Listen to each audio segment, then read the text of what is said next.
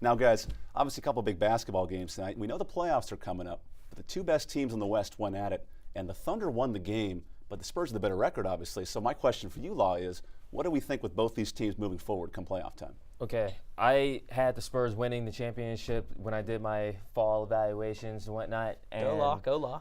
Okay, don't celebrate me just yet because obviously the Spurs have a problem and it's Oklahoma City. They haven't been able to beat them the last few years. And what you saw last night really wasn't a huge deal, specifically to this game. It's like no Spurs played over 30 minutes. The Spurs had a lead in halftime. They played the night before against Golden State. Well, we know the Spurs are versatile, but does the Manu Ginobili not playing last night affect who they are? And moving forward in the playoffs, can it change with him back? I mean, he only took the night off. He could have played last night. It Right. wasn't a huge deal that he didn't play. Nothing last night specifically was a huge deal.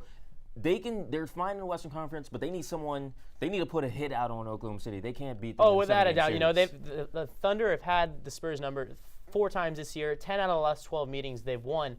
But, you know, they're coming off that 19-game winning streak.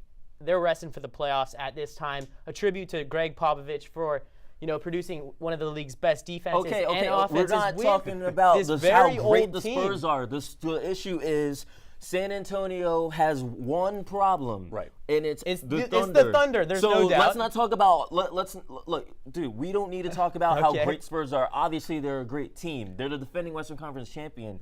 The concern is if they have to match up. It's the matchup. If it's them and OKC in the right. Western Conference Finals, do they stand a chance? I'm not sure they. Yeah, well, you've been on do. point that the Clippers could give the Thunder a little bit of trouble in the semis. I think anybody can give anybody a problem. The West is stacked. Someone's going to mess around, win 50 games, and not be guaranteed a playoff spot. Okay, that's where we're at. We'll get to that later in the show. But, you can talk about the Clippers. You mentioned the Rockets earlier and how the Spurs haven't been able to beat them either this season.